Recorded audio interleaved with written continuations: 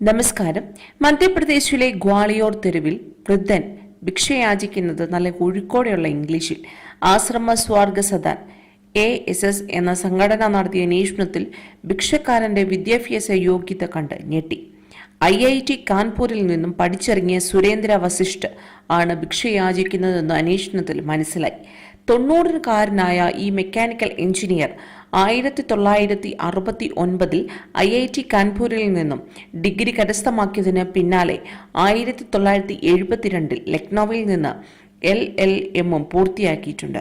കഴിഞ്ഞ മാസം 11 ഗ്വാളിയോറിലെ ബസ് സ്റ്റാൻഡിന് സമീപത്തു നിന്നുമാണ് വളരെ ദയനീയമായ അവസ്ഥയിൽ സുരേന്ദ്ര വസിഷ്ഠിനെ സംഘടന കണ്ടെത്തിയത്.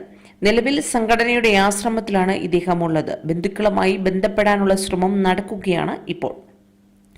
സുരേന്ദ്ര വസിഷ്ഠിനെ തെരുവിൽ നിന്നും രക്ഷപ്പെടുത്തിയ ആശ്രമ സ്വാർഗ സദാനാണ് 2 ആഴ്ച മുൻപ് ഷാർപ്പ് ഷൂട്ടറും എൻകൗണ്ടർ സ്പെഷ്യലിസ്റ്റുമായ മനീഷ് മിശ്ര എന്ന മുൻ പോലീസ് ഉദ്യോഗസ്ഥനെ രക്ഷപ്പെടുത്തിയത്. തെരുവിൽ ഭിക്ഷക്കാരനായി അലയുകയായിരുന്നു ഇയാൾ.